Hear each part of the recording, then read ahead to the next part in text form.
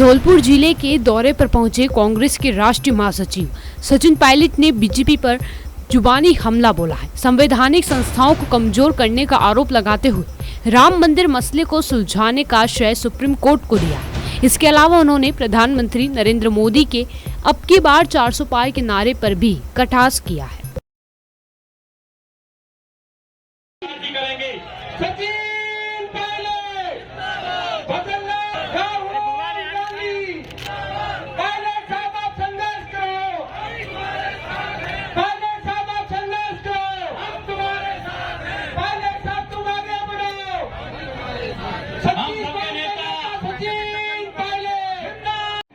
अट्ठाईस में से 27, दिल्ली में 7 से 7, हरियाणा में 10 में 10, सब जगह इनके जब चरण सीमा तक पहुंच गए और ये केवल 303 तक गए।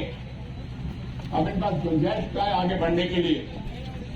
मैं तो एक ही बात कह रहा हूं कि अगर जनता ठान ले, हमें तो केवल 3 सीटें, 3 लोकसभा सीट हर प्रांत में, हमारे 32-33 प्रांत।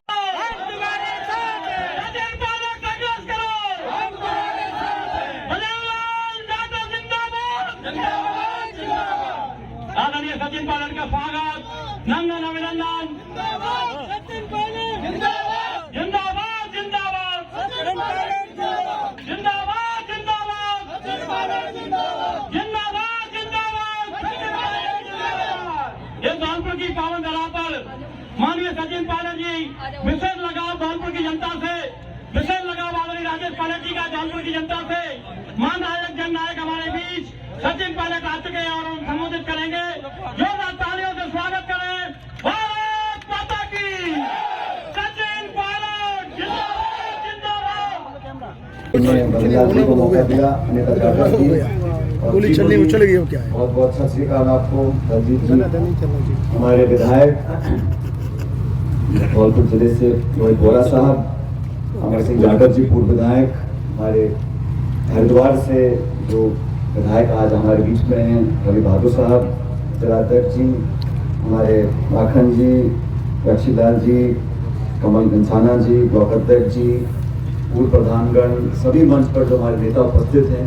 सबसे पहले आप सभी लोगों को रामनवमी का त्योहार है, आप सबको बहुत बहुत बधाई देना चाहता हूँ, शुभकामना देना चाहता हूँ। परिवार सहित भगवान राम की कृपा आप सब पर बनी रहे। आज चुनाव प्रचार का आखिरी दिन है और 19 तारीख को आपको अपना सांसद चुनना है।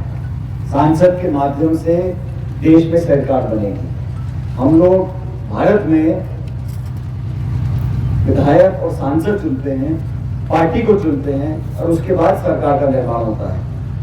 19 तारीख को आप लोगों को अपना वोट डालना है। ये वोट महत्वपूर्ण है, बड़ा चुनाव है। ये प्रधानी प्रमुख और CRDR का चुनाव नहीं, ये देश का चुनाव है। और मुझसे पूर्व वक्ताओं ने आपको जो मुद्दे बताए वो बहुत महत्वपूर्ण है। इस चुनाव में हमको देखना पड़ेगा कि देश में जो सरकार है 10 साल से, बीजेपी की सरकार, उस सरकार ने 2014 में जब चुनाव हुए तो क्या बातें बोली थी, क्या वादे किए थे।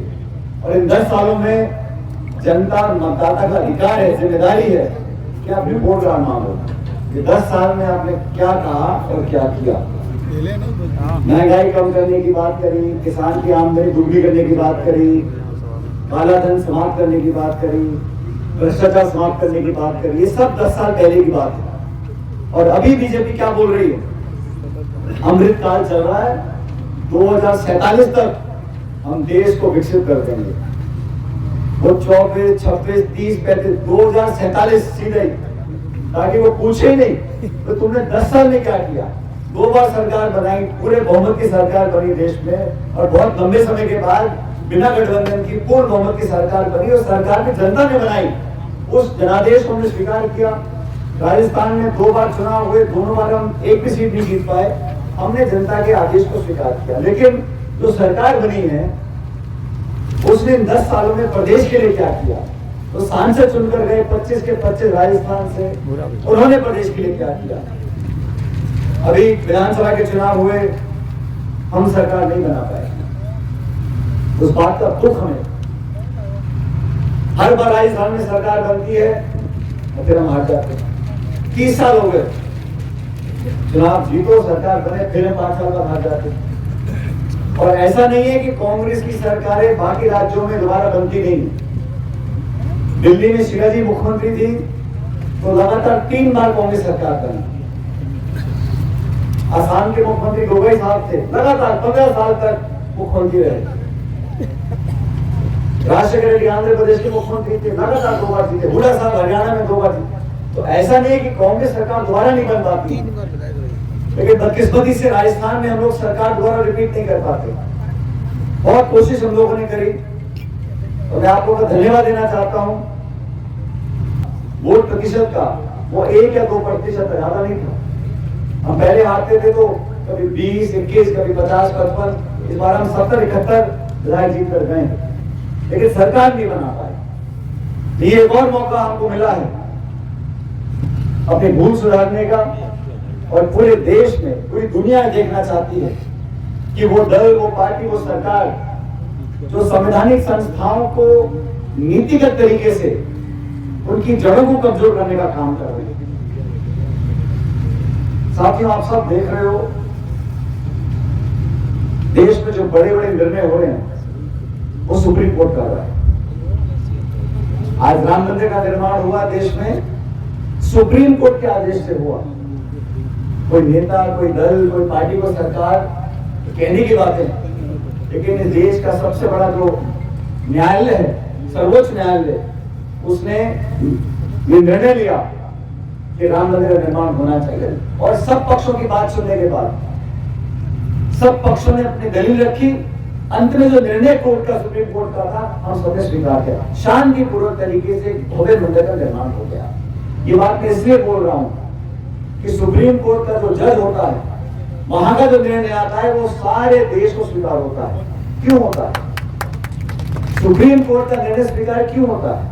क्योंकि सुप्रीम कोर्ट में आस्था है कि कोर्ट का जो आदेश है वो निष्पक्ष होगा, वो सारी दलील सुनने के बाद जो सही होगा उस काम को करेगा।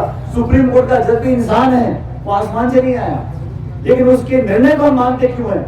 क्योंकि उस संस्था की विश्वसनीयता है। सुप्रीम कोर्ट या कोर्ट का आदेश देता है, हम लोग उसको मानते हैं क्योंकि हमें विश्वास है। दुर्भाग्य से 70 साल से जो संस्थाओं को हमने पोषित कर मजबूत बनाया, उन संस्थाओं को खत्म करने का काम सरकार कर रही है। अगर सुप्रीम कोर्ट के जजों पे, सुप्रीम कोर्ट पर जनता का विश्वास खत्म हो गया तो झगड़ों को रोकेगा कौन? आप आदेश को मानने से मना कर दो तो क्या हालत देश में होंगे? संस्थाओं को कमजोर करने का परिणाम ये होता है कि जनता बातों को मानती नहीं है। अगर संस्था पारदर्शी नहीं है, संस्था विश्वसनीय नहीं है, चयन प्रक्रिया में संदिग्ध है, तो कौन मानेगा?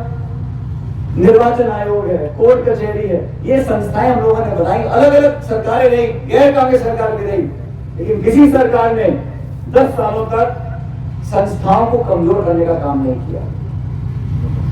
नारा देती है बीजेपी 300 पार, 400 पार, 500 पार, 600 पार, उनका कोई रोकने वाला नहीं। अब तुम 400 पहली पार कर लिए तो चुनाव भी क्यों करा रहे हो? और तुम 400 जीत रहे हो तो हमारे नेता ने क्यों ले जा रहे हो कांग्रेस के तोड़ के? तुम्हारे कितने नेता हैं तो तुम औरों की पार्टी को तोड़